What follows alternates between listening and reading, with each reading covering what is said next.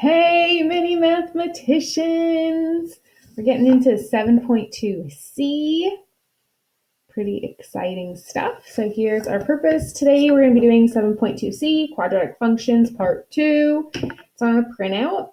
And what we're really going to be looking at is we're going to be looking at transformations of that parabola, that parabola.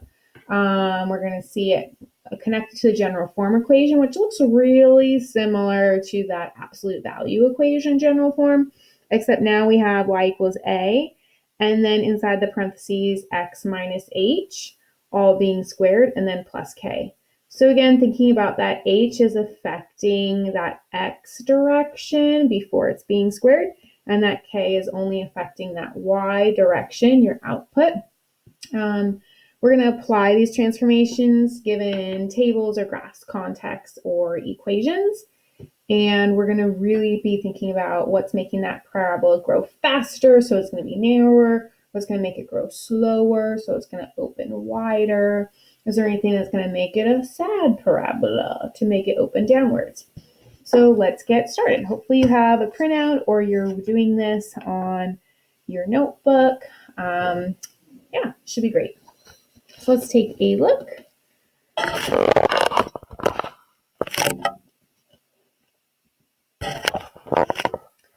7.2c lesson, quadratic functions, part 2.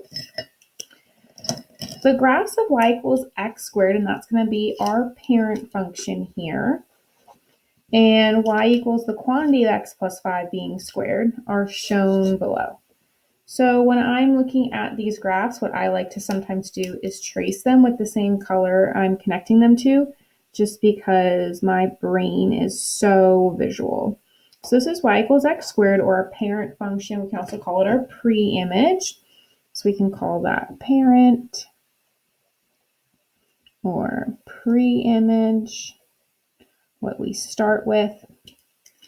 And let's think about, how does this graph compare? How does our new graph, how does our image, we can call it our image, how does our image compare to our pre-image? Well, notice we have the same width. We're not any wider or narrower. We have the same rate of growth. We're not flipped upside down. We're opening upwards. We're a happy parabola. And the only thing is we have a translation. We can call it a shift or a translation. And we shifted to the left.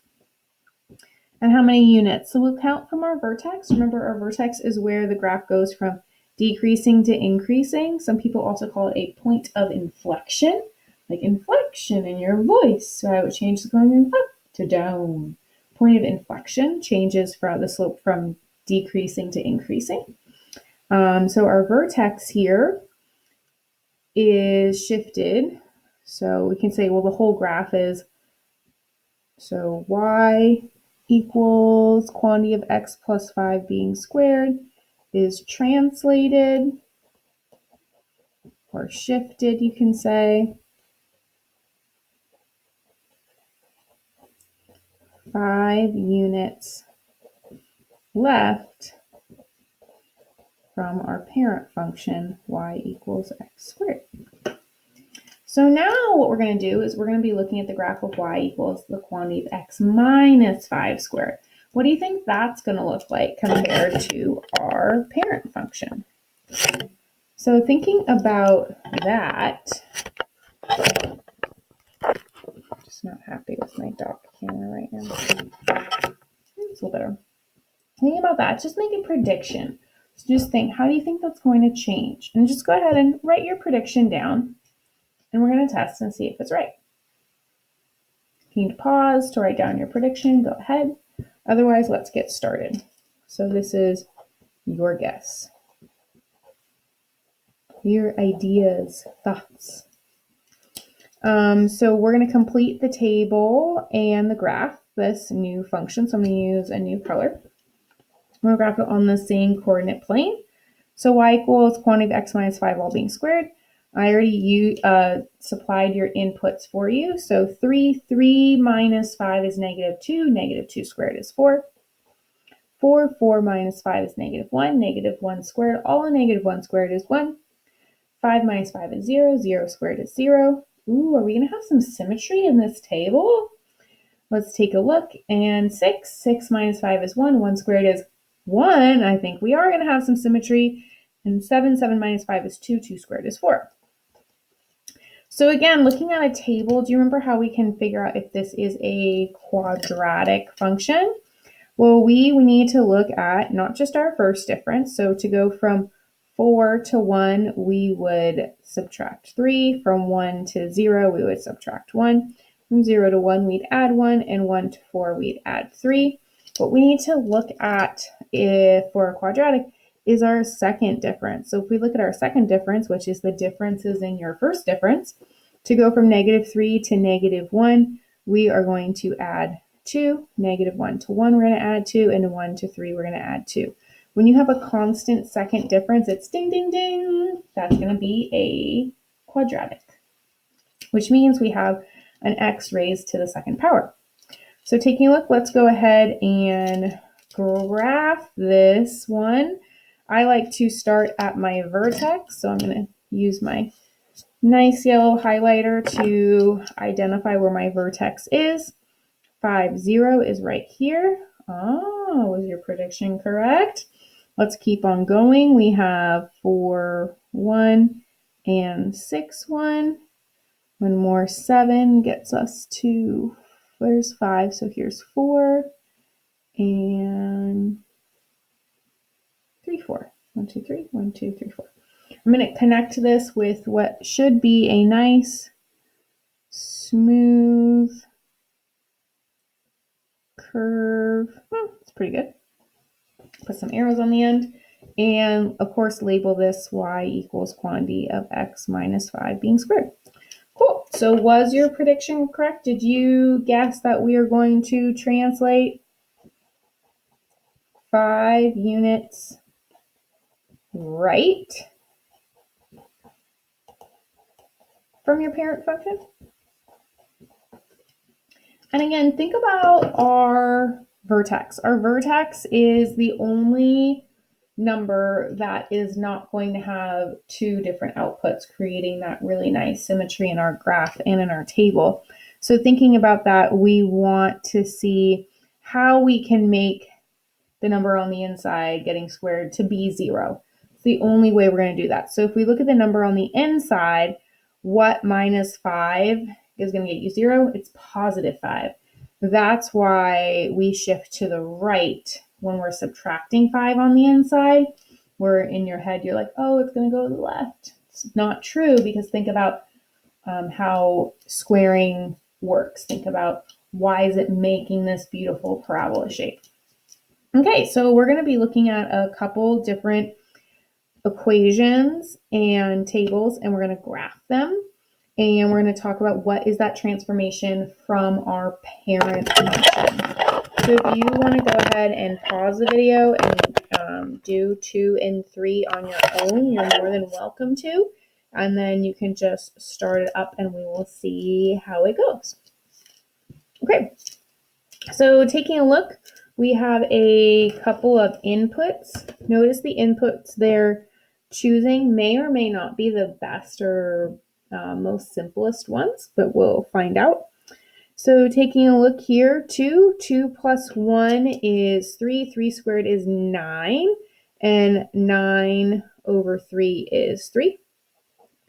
1 plus 1 is 2. 2 squared is 4. 4 times 1/3 is 4/3. So thinking about that, that's not going to be the most efficient to graph.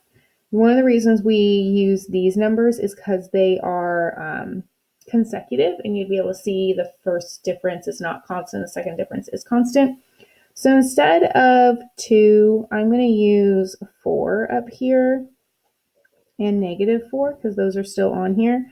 And taking like 4, well, I guess that's not going to be very helpful either, is it? And 5's not on the graph. Okay. So I guess we'll just have to deal with some fractions, but that's fine. So 1 plus 1 is 2. 2 squared is 4. 4 times 1/3 is 4/3. 0 plus 1 is 1. 1 squared is 1. 1 times a third is 1/3. And we really do need that -1. So I guess it's good that I didn't get rid of them right away. -1 plus 1 is 0. 0 squared is 0, and 0 times anything is 0. 0 multiplication property. -2 plus 1 is -1. -1 squared is 1, and 1 times 1/3 is 1/3. Okay, so notice we are going to probably start to have some symmetry if we had -3. -3 plus 1 is -2. -2 squared is 4. This would be 4/3. Just so we can really see and build our really pretty shape, sometimes you might want to add some more values to your domain, to your input, to your x value. -4, -4 plus 1 is -3. -3 squared is 9. 9 times a third is 3. So that just might help you see that shape better. Sometimes it's just not as good as you want it to be. So make it better. Okay, so graphing this, we are going to, I like to start my vertex. So -1, 0, -1, 0. So that's playing into that vertex translating 1 unit to the left because we have that +1 on the inside. And then I'm going to keep going. So at 0, 1/3, I'll just do my best. I hope you are too. 1 is going, -2, 1/3. 1 is going up to 4/3. -3 is up to 4. Oh, 4/3 is a little more than 1. Sorry. Just ignore this one. Pretend it's not there. And then 2, 3, and -4, 3. So if I graph this,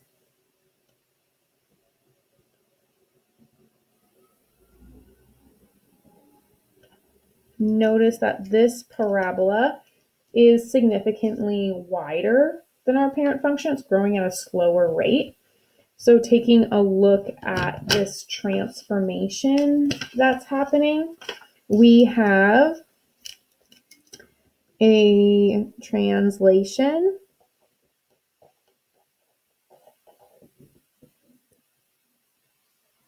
which direction do we go? Left 1 unit from y equals x squared and wider, and say less steep. And again, we made that analogy with our absolute values, that this number on the outside, it's like if you have a slower metabolism, if it's a lesser metabolism, you might be a bit wider. Thinking about that. Okay, let's take a look at the next one. So we have a lot going on in this next equation. Notice we have this negative here. We have a -2 on the inside. We also have this +1. So just thinking about, what do you think that sketch is going to look like? You can even take a quick pencil and be like, okay, negative, that's going to flip all my outputs the opposite, which makes all my outputs negative. So it's going to be like a sad parabola. This -2 is going to translate all of my coordinates to the right too, moving that vertex. And this +1 on the outside is going to affect your y direction, which is the vertical direction. So we're actually going to go up 1. So if you actually thought about moving your vertex from 0, we're going to go up 1 and right 2. And we're going to be facing downward. So we're going to have like something that looks like this, kind of like a quick pencil sketch. Okay, let's see what this actually looks like. So we are going to have, I might need to show a little bit of work for this. It's a little bit much for my brain. Right now I got like trash trucks going outside, beep, beep, beep. So I'm like, huh? Okay. 2 minus 2 is 0. Ooh, already getting to that vertex. We might need some other points up here. So 2 minus 2 is 0. 0 squared is 0. The opposite of 0 is 0. Plus 1 is 1. And notice that's 2, 1. That's what my vertex I was really thinking was before. So let's see, 1. 1 minus 2 is negative 1. Negative 1 squared is 1. Opposite of 1 is negative 1. Negative 1 plus 1 is 0. 0. 0 minus 2 is negative 2. Negative 2 squared is 4. Opposite is negative 4. Negative 4 plus 1 is negative 3. Let's say the next one. Negative 1. Negative 1 take away 2 is negative 3. Negative 3 squared is 9. Opposite is negative 9. Negative 9 plus 1 is negative 8. 2. Negative 2 minus 2 is negative 4. Negative 4 squared is 16. And I already noticed it's going to be off my graph. So from here, I notice I don't have any symmetry in my table, so it's not going to give me the best graph. So what I'm going to do is I'm going to add some values on the other side of this too. So this is decreasing, so we're going to need to increase. So 3, 4, and that's all that's going to fit onto my graph. So let's see. 3. 3 minus 2 is 1. 1 squared is 1. Opposite is negative 1. Negative 1 plus 1 is 0. Ooh, getting into that symmetry. I like it. Okay. 4. 4 minus 2 is 2. 2 squared is 4. Opposite is negative 4. Negative 4 plus 1 is negative 3. So I'm really happy with my table now because I do have this symmetry going on, so I can really easily see my vertex. And again, if you aren't given correct or the most efficient appropriate domain values, add some, make it better. So we had 2, 1, 1, 0, 3, 0. We had 4, negative 3, 1, 2, 3, and 0, negative 3. So here's our, ooh, I had that width actually pretty good. Very impressive with myself. And notice we're going to talk about how is this transformed from our parent equation. And if you're ever not so sure, you can always make a quick sketch of that parent equation. 0, 0, 1, 1, 1, 1, negative 2, 4, negative 2, 4. Maybe just quickly in pencil if you're not so sure. But you can also go back to the equation and think about it from our general form equation. So taking a looky here, we are, I'm just going to put this up here because there's not a lot of room over there. We are reflected across the x-axis. You can also call it a flip or opens down. Or you can also call it downward facing. Oh, another way to say it. Always nice to have options. Downward facing.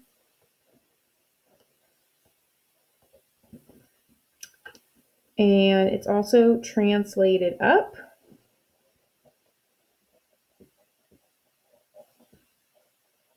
Up 1 unit. And right 2 units from our parent function y equals x squared. So there's 3 different things we had to talk about there. We had that reflection across the x-axis, that flip, making it a shared parabola. We had that translation right 2 units and that translation up 1 unit. Cool. Let's keep going. So what we're going to do now is we're going to fill in a little cheat sheet reference table, just like we did with our absolute value, so that we can use as a reference, and we can always go back to if you're stuck on homework or a dot or test questions. So let's take a look. General form for any quadratic function is f of x. It's written in function notation. Remember, f of x is the same thing as y. F of x is equal to a times the quantity of x minus h squared, all plus k. That's going to be really important, and we're going to look at how the values of a, h, and k affect the graph of our parent function y equals x squared. So we're going to complete the table. So when the value of k is positive, for example, f of x equals x squared plus 2, that's going to be a vertical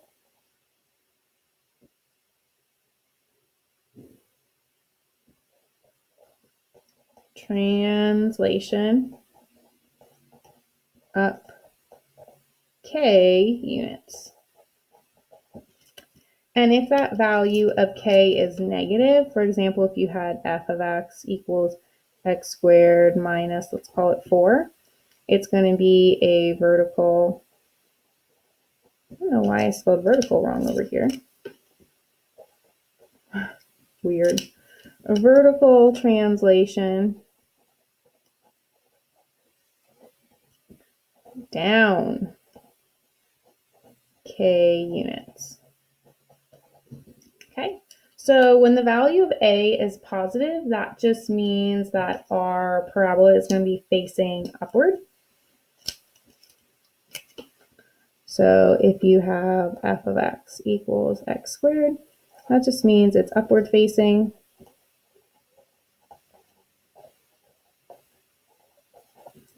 And if the value of a is negative, like f of x equals negative x squared, that just means we have a said parabola downward facing. Downward facing. We also call it a flip or a reflection across x-axis. When a is greater than 1 and the value of a increases. So what we're talking about here is we're thinking about kind of like the absolute value. So from our original a. So if a is going to be greater than 1 and the value of a increases, that means that we're going to be growing faster. We're going to be growing faster, which is going to make our graph narrower. So steeper, grows faster, narrower. So maybe all of a sudden we have y equals 10x squared. But then if we notice that we have a value that's greater than 0 but less than 1, because remember, if it's negative, we're just talking about this. So here we're going to have something like if we had y equals a third of x squared, we're going to grow at a slower rate. We're going to be less steep. Grow slower. We're going to be wider. Okay. So now what we're going to do is we're going to give a generalization of what these different variables control. So what does A control? A controls the steepness and direction. So it talks about A can control if it's super narrow or wide, if it's downward facing or if it's upward facing. So that's all the things that A can control. If we look at K, notice K is on the outside. It's being added after we take that square. So it's going to translate up or down and translate the graph vertically. We can say vertical shift.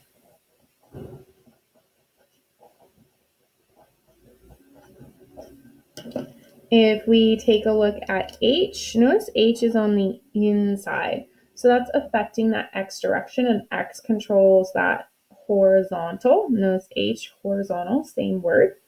So here we say translate right, left, and we can call that a horizontal shift, which is pretty cool. And notice that if you have, we'll make a quick little note, if you have y equals x plus 2 squared, we go left 2 units And if you had y equals x minus 3 squared, you go right 3 units. So just give yourself a little note because that's an easy thing to forget. So the next few problems, I'm going to give you an equation and you're going to tell me about that graph shift. So let's do the first one together and then you can pause.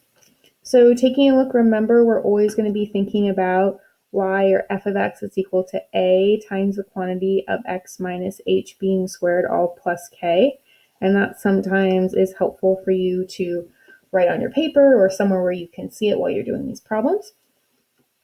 So here we have an a that is 2, which is going to make this grow super fast and narrow. We have this minus 10 on the inside, which is your h. So this we can always say fast, for the 2, and this minus 10, we can say right 10, just to give yourself little notes of like how we're going to answer the problem. So without graphing, explain in words. So we can say the graph of y equals 2 times the quantity of x minus 10 all being squared is steeper or narrower and translated 10 units right from y equals x squared.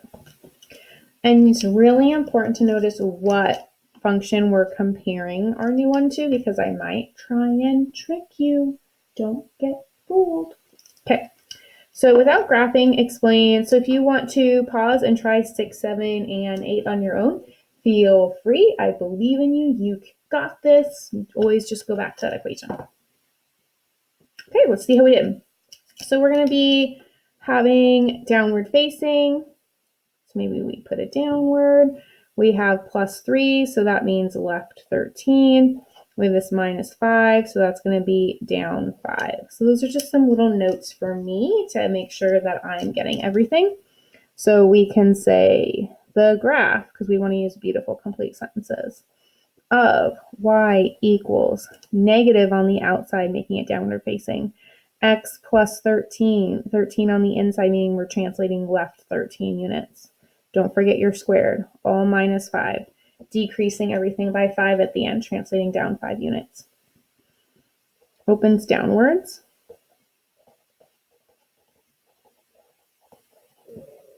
Reflected across x-axis. Translated, which direction? Left. Left 13 units and down 5 units from, I'm sorry it got cut off, but that's just y equals x squared. Cool. And the next one, notice we have a different parent function here. So to be really careful about how we're going from here to here.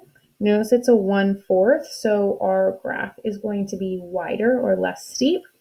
And this minus 1 turned into a plus 8. So to go from -1 to plus 8, we're actually going to be adding 9, which means we're going to go left 9 units. So let's see how we can put this into words. The graph of y equals 1/4 times the quantity of x plus 8 all squared is, remember it's 1/4 compared to 1, so we're going to grow a 4 slower, is wider, less steep,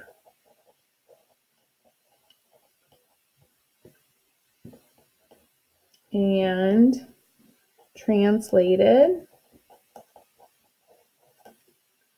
9 units left from y equals quantity of x minus 1 being squared. Cool. So the next one, we are asked to write an equation of the quadratic function given narrower opens down, shift 2 units to the right from our parent function. And there's a lot of possible options here because of this word narrower. So narrower means it's going to grow faster. So let's see, we're going to have y equals, and you're going to have your a value here, and then inside the parentheses, notice we're going 2 units right. So on the inside, 2 units right means minus 2. Opens down, that a needs to be negative. So we're going to have x minus 2 quantity squared. And notice that this value, it can be negative anything as long as it's less than negative 1. So a needs to be less than negative 1. So I guess one answer could be y equals negative 2 times the quantity of x minus 2 squared. You could have something like y equals negative 3 times the quantity of x minus 2 all being squared. Y equals negative 8 times the quantity of x minus 2 quantity squared. I think you get it. So possible answer, make sure you give one value though. Don't just say it could be a, where a is less than negative 1, because that's not actually giving me an equation. So answer the question. Let's keep going. So the next one, I'm going to be writing an equation for 9, 10, and 11. So why don't you please pause me and finish up 9, 10, 11, and then we'll go over them. Okay, so let's take a look. 9, 10, and 11, we want a quadratic function that shifted 4 units left. So that means on the inside, we're going to be adding 4. We're going to go 5 units down. So on the outside, we're going to be minusing 5. And it's just from our basic parent equation. So this is going to be y equals, we do need parentheses because we have x plus 4, all quantity being squared, and then minus 5. You do not need to put the 1 in front. In fact, please do not put a 1 in front here because we always want to give our answer in simplest form because we want to communicate clearly. Communication is really important. Okay, so if we take a look at 10, we're going to write the equation of the quadratic function opens downward. Since we're opening downward, I know that a needs to be negative. Shifted 3 units to the right. I know on the inside, if I'm shifting 3 units to the right, I'm subtracting 3, and it's from here. Ooh, good thing I didn't just jump to the answer. I finished reading the question. Okay, so from here, I'm going to subtract 3 and opens downward. Notice we're not changing the width. We're not saying it's wider or narrower here or growing faster or slower. So we're not going to have the number in front, my a value, be anything except this value. So the only answer, again, there's only one answer for this, is y equals negative, then parentheses, x plus 6, all squared, all plus 1. So again, this is the only answer for that transformation. Write the equation of a quadratic function that shifted 8 units up. So 8 units up means on the outside plus 8 and is wider. Wider means that a value, it has to grow slower, so it's going to be less than. So a decreases.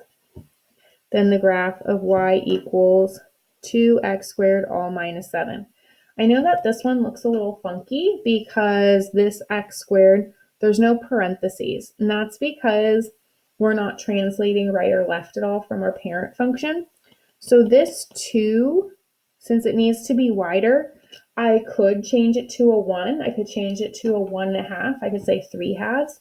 Just has to be less than 2. So a has to be less than 2. But it still has to be positive, so it has to be greater than 0. So taking a look here, there are many possible answers. Many answers here because of this vagueness of being wider. So that a value just has to be less than, oh, I guess I messed this up. A needs to be less than 2.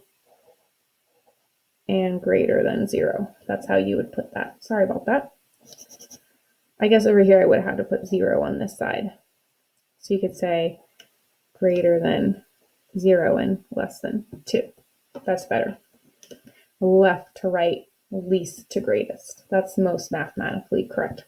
Okay, so there's many answers here because of that. However, we are going to have y equals, and I'm going to use a quarter x squared, and remember it needs to go 8 up, so negative 7 plus 8 is plus 1. So there's many answers here because this 1/4 could be changed. So you could have y equals 3/2 because 1/2 is less than 2. X squared plus 1. You could have y equals 1/7. X squared all plus 1. So there's lots of possible answers there. Cool, let's keep going. So now we're going to start going into some context. So we're going to complete the missing information for each context or story, and we're going to determine if the context represents a linear, absolute value, or quadratic function, and justify your reasoning. So remember, if something is linear, it's going to be in the form y equals mx plus b. We're going to have a constant first difference in our table. We're going to have a constant rate of change in our story. If it's an absolute value, our shape is going to be a V. We're going to have an absolute value in our equation. We're going to have two slopes that are opposites of each other. If we have a quadratic function, this one's going to look like a parabola. We're going to have a constant second difference, and we're going to have a decreasing in a decreasing way and increasing in an increasing way. So let's see, it's 10 degrees below 0 at 7 a.m. So hours after 7 a.m., it's going to start at negative 10. The temperature increases 2 degrees per hour. So hours after 7 a.m., if it was 1 hour after 7 a.m., it's going to increase just 2 degrees. But this is 4 hours after 7 a.m. So 4 groups of 2 degrees is 8, and 8 plus negative 10 is negative 2. And then 4 more hours. So again, 4 groups of 2 degrees is 8, and 8 plus negative 2 is going to get me 6. So my equation, I already have an idea of what it is in my head because I have an initial or a b value, and I have a constant rate of change or a slope. So let's take a look here. If we graph this, we have 0, negative 10. We have 4, negative 2. And we have 8, 10, 9, 8, 6. So 5, 6. So again, let's double check to see if our 2 degrees per hour is our slope. So we can draw a right triangle if we wanted. And we have 1, 2, 3, 4. And 1, 2, 3, 4, 5, 6, 7, 8. And if we notice, we can go up 2 over 1, up 2 over 1, up 2 over 1, up 2 over 1, up 2 over 1. And we can also, don't know where my ruler went. Let's see if this works. We can make this a continuous graph because temperature is continuous. We can't drop to negative 2 degrees without first having to be negative 3 or negative 3.5 degrees. So my equation here, my initial value is negative 10. So I'm thinking about y equals mx plus b. So we have y equals, it's a positive slope of 2x. Notice we have x and y. We can define them in our table like that. Minus 10. Is the situation linear or nonlinear? It's definitely linear. In the table, I can talk about a constant first difference.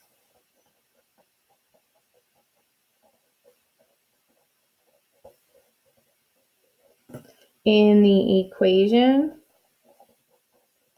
we can say it's in the form y equals mx plus b, slope-intercept form.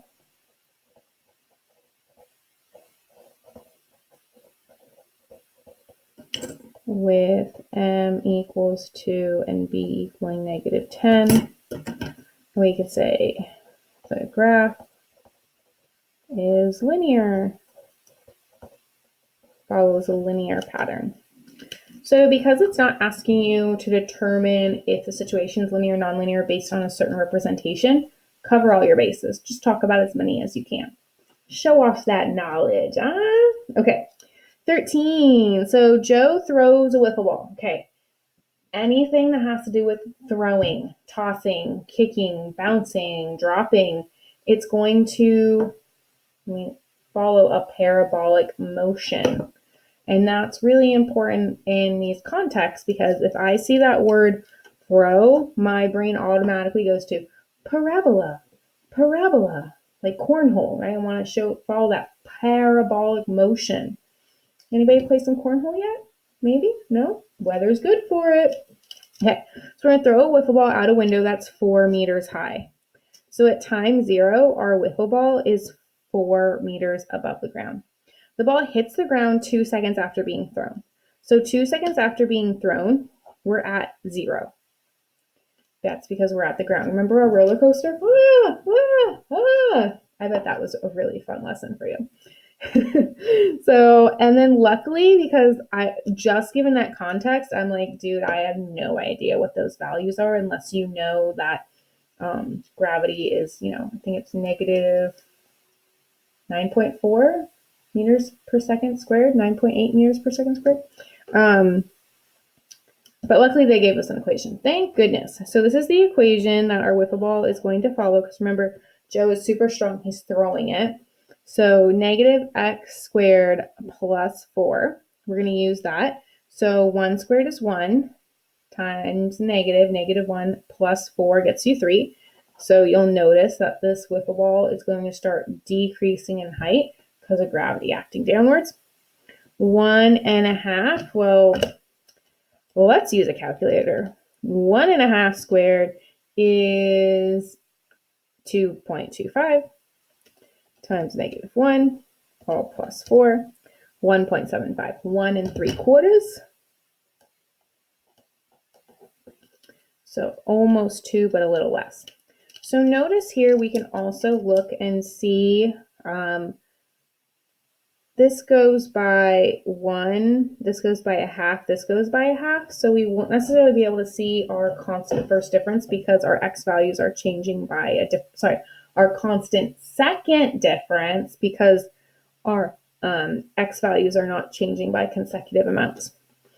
So taking a look here, time in meters, notice our x and y are defined here. So at time 0, we're at 4 meters. At 1 second, that wiffle ball has dropped all the way to 3 meters. At 1.5 seconds, we're at, well, there's 1.5, so halfway between that. So notice we are, in fact, decreasing at an increasing rate, meaning we're going to continue going down, but the amount we're going down is more so than we did the previous interval of half a second. And if you thought about it, we would have symmetry on the other side if this context allowed. So this situation, linear, nonlinear, we can say non-linear table, no constant rate of change, no constant rate of change. Equation, we have x squared. Remember, if something's being squared, it's not going to be linear. Linear is one dimension. And graph, it's a downward facing half of a parabola, or we can just say curve. Curve, oh, why not? Downward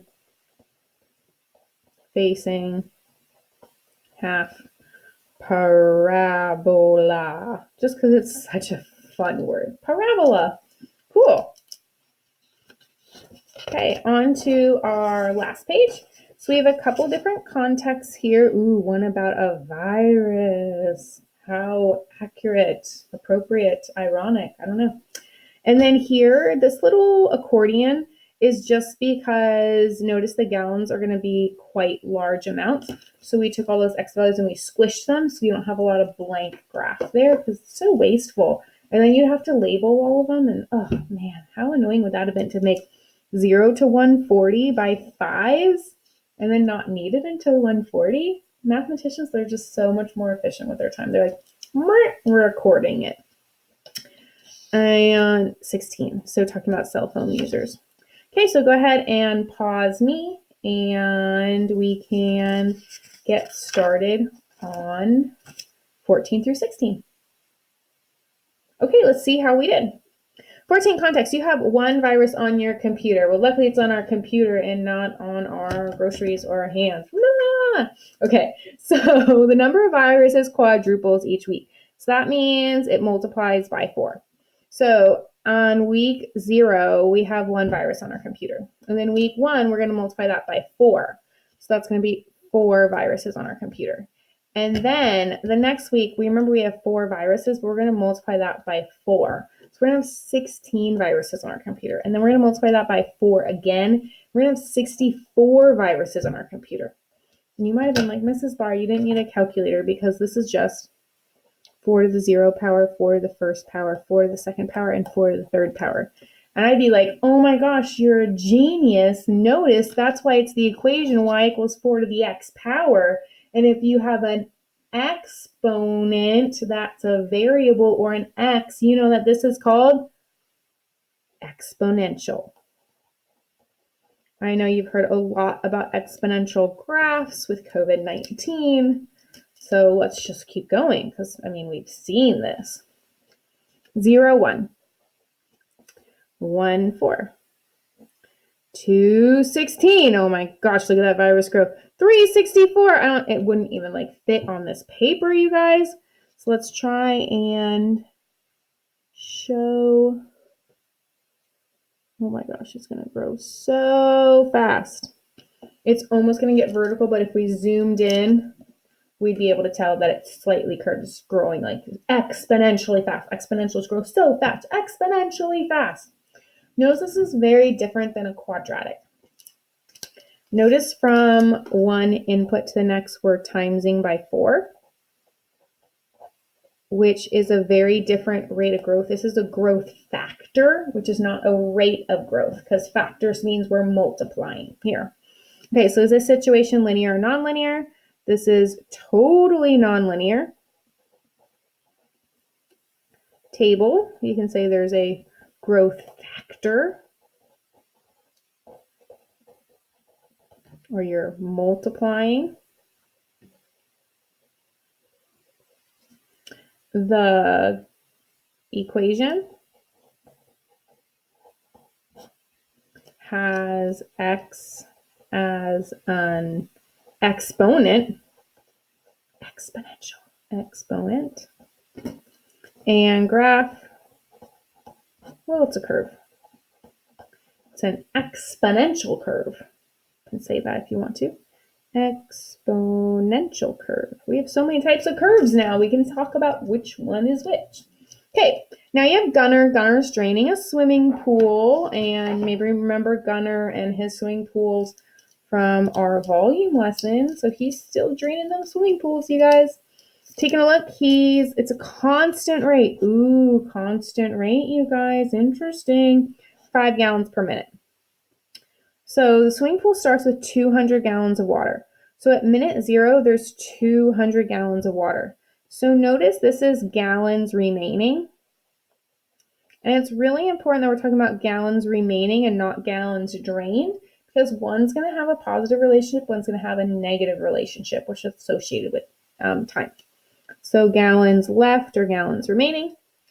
So let's see, 5 gallons per minute. So if we were draining the pool for 4 minutes, 4 groups of 5 is 20, and 200 minus 20 would get you to 180. So every 4 minutes, so that's plus 4 minutes, plus 4 minutes, 8, 9, 10, that's plus 2 minutes. So from here, 4 times 5 again is another 20, so we're going to get to 160. And then 4 times 5 is just 10, so we're going to get to 150.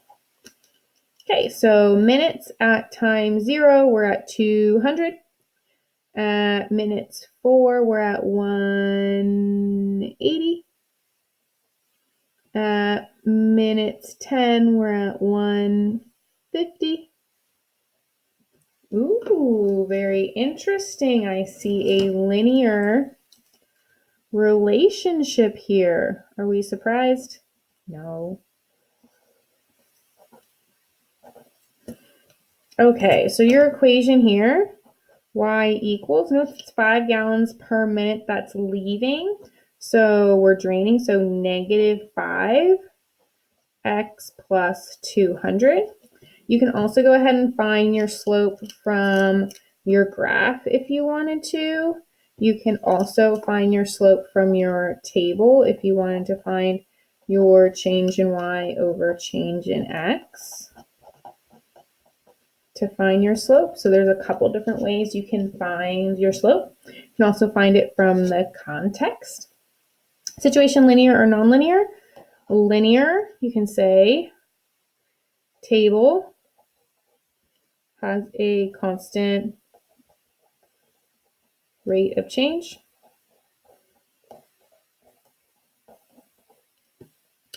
The equation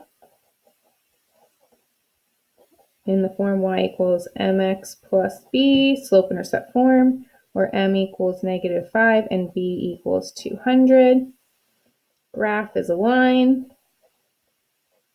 or linear pattern. We can even talk about the context here. Context draining at a constant rate. So that's pretty cool. We can add in another representation about why. More evidence for our answer. Yeah, our answer's strong. Okay, so how many minutes will a swimming pool be completely drained? So completely drained means gallons is 0. So if we could use our table all the way to get to 0 using our constant rate of change if you wanted to. So here, if I subtracted 150, notice here I have to have a ratio that's equal to 5. So 5 over 1 is equal to negative 150, negative 5 over some number I'm not sure of. So I can always use cross products here to solve this proportion. If you wanted to, what you can also do is you can just think of 150 and divide it by 5, and that's going to be 30. But notice that just means this is plus 30. So this is going to be from 10 plus 30, which is 40. So it should be 40 minutes. Another way we can answer this problem is by using the equation y equals negative 5x plus 200. And we can substitute in gallons water to be 0. Negative 5x plus 200, negative 200 equals negative 5x, and 200 divided by 5 is indeed 40. So 40 minutes. I feel pretty good about that. And how is this value shown on the graph? Well, this is going to be down here where your y is 0. Where is it when your y is 0? It's your x-intercept. Your y is 0. Okay, so this is your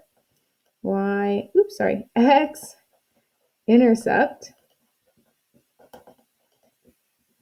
at the point 40, 0, because they want to know how it's shown on the graph. Awesome. Last problem. So the number of cell phone users in Circletown.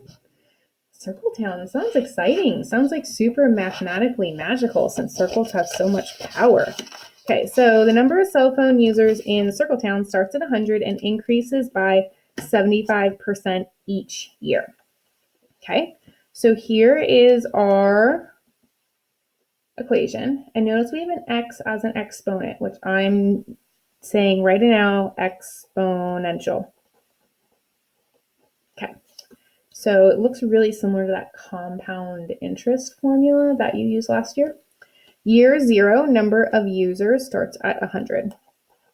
So then year 1, we're going to be increasing by 75%. 75% of 100 is 75, but let's just make sure we know how to use our equation here, just to make sure we should get 175 here, because we're taking 75% of the previous number. But just in case here, order of operations, we do this exponent first. So 1.75 to the first power is 1.75, then times 100, we're going to get 175. So now what we're going to do is we're going to take 75% of 175, which you could do 75.75 times 175, and you could add 131.25, but we can also use our fun equation that they gave us, and we can use our calculator 1.75, and notice we are raising this to the x power, which in this case is 2. So you can use that squared button or the caret button too. And then we are going to multiply that by 100, which just moves the decimal point over to the right twice. So approximately 306 and a quarter. Again, can't have a quarter of a person, but that's okay. Dealing with big numbers here. So then we're going to have 306.25. And now we're going to raise that. Ooh, sorry. We're going to have 1.75. We're going to raise that to the third power and then times 100. We're going to have about 535 just put the whole thing, 93.75. So taking a look here, obviously this is not going to be linear. We are multiplying. We have an x as an exponent. So number of years at 0, 100. 1 year, 175. It's going to be between 150 and 200. 2 years, 306, really close to 300. 3 years, 535 something. Interesting. So what's really important to notice is to be able to just look at a curve and figure out if it's exponential or quadratic. You're typically going to need to look at an equation at this point in your mathematical career, or you're going to be going to the table and looking if it has a constant second difference or if it has a growth factor. You don't have to worry about that this year. I'll be giving you some type of equation you can reference. Next year, you're going to be taught by a fabulous math teacher who will give you a little bit more guidance on that. So situation linear or nonlinear, definitely nonlinear. Table, I'll just let you know now it has a growth factor, so you're multiplying. Graph, it's nonlinear. In fact, we can call it an exponential curve. Equation has x as an exponent, x as an exponent, exponential growth. Nope, as an exponent, started writing exponential. And I guess in the context, we can say percent growth. Cool. So obviously it's not going to be a constant rate of change. No constant rate of change, I guess we can say. No constant rate of change. Because percent growth, you're multiplying to find a percent of something. Cool, so that concludes our 7.2C lesson. I hope you found this awesome. You're awesome. You're doing a really great job. And enjoy the rest of your day. Video bar out.